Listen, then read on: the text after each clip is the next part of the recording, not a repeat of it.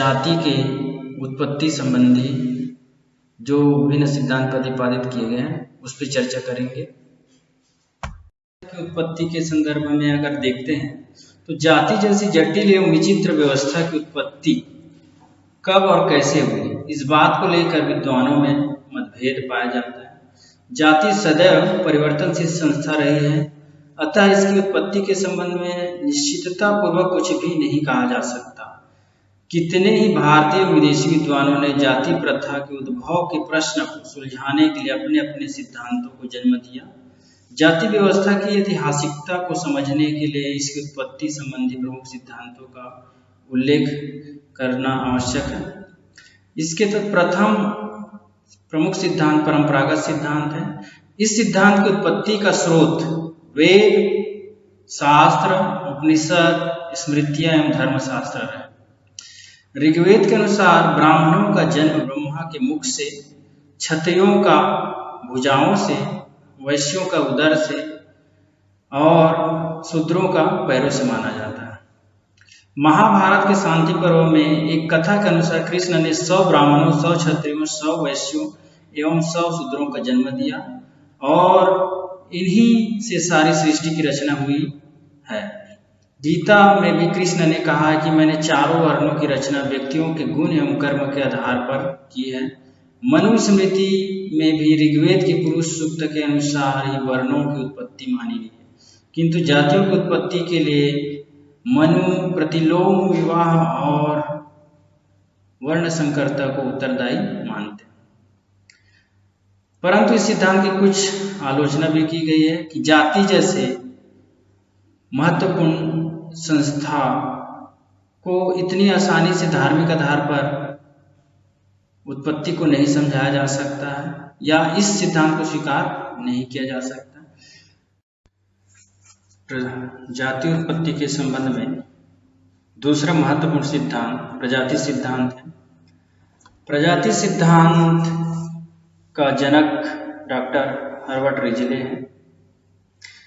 इस सिद्धांत की मान्यता है कि जाति प्रथा का उद्गम प्रजाति भिन्नता एवं प्रजाति मिश्रण के कारण हुआ है। इनमें घोरिये, रिजले, मजूमदार, एन के दत्ता राय आदि प्रमुख हैं।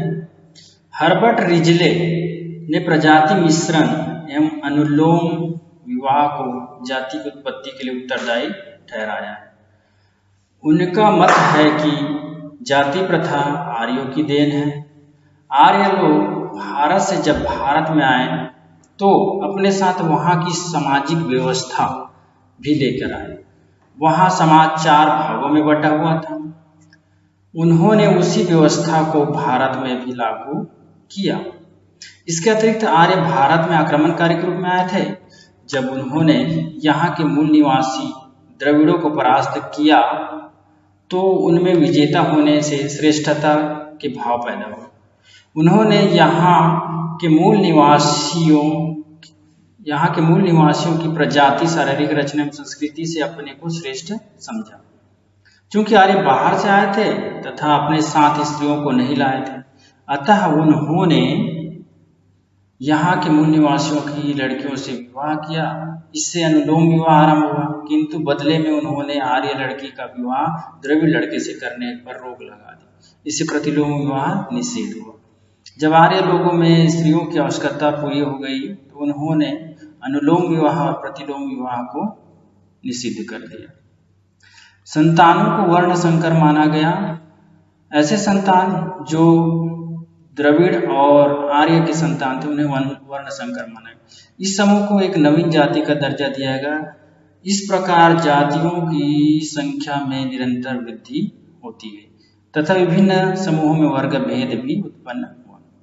इस प्रकार रिजले के अनुसार प्रजाति संघर्ष ने अनुलोम विवाह को, अनुलोम विवाह ने प्रजाति मिश्रण को और प्रजाति मिश्रण ने वर्ण संकरता एवं वर्ग भेद को जन्म दिया।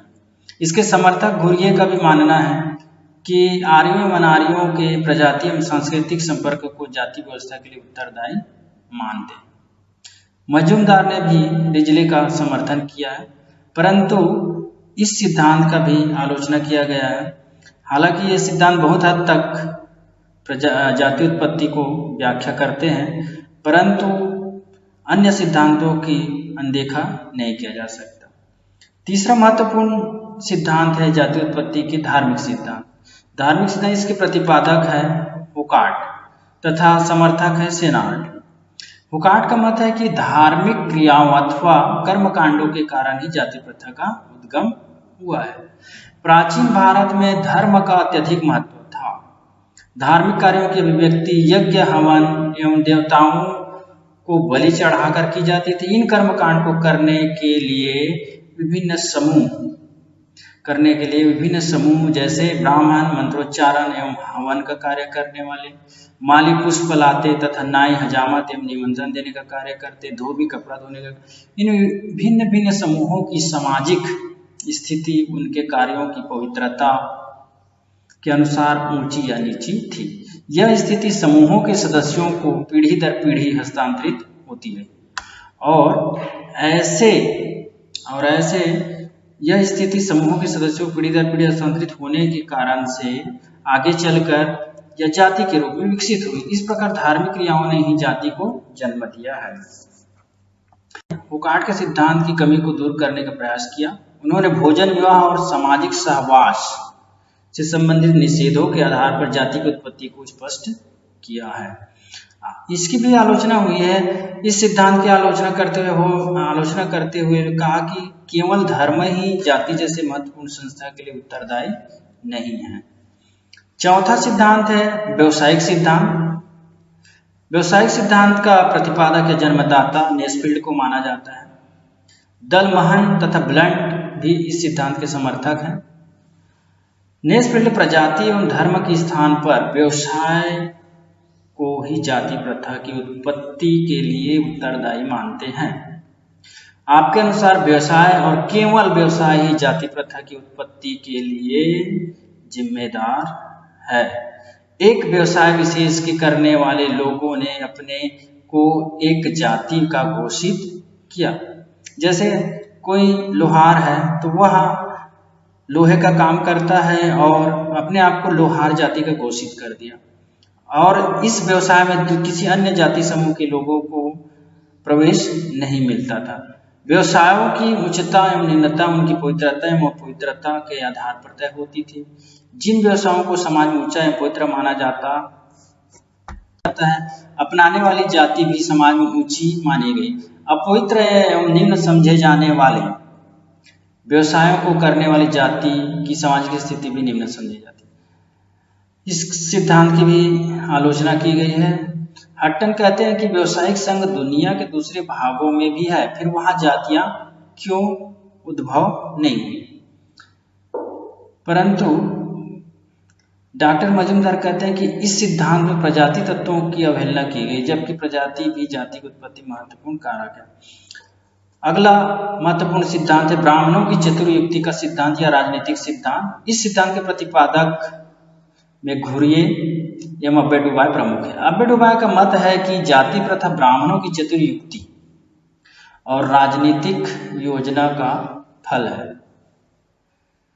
जो उन्होंने अपनी सत्ता को बनाए रखने के लिए निर्मित की है। घुरिये का मत है कि ब्राह्मणों ने अपने कुल और सम्मान को बनाए रखने के लिए जाति प्रथा को जन्म दिया। आपकी मान्यता है कि आर्य संस्कृति में ब्राह्मणों का प्रमुख स्थान था। यह संस्कृति मुख्यतः गंगा के मैदान में ही पनपी और जाति के मुख्य आधार भी इसी क्षेत्र में पनपे। यदि हम ब्राह्मणों को दिए गए अधिकारों को देखें तो यह सिद्धांत कुछ सीमा तक सही प्रतीत होती है।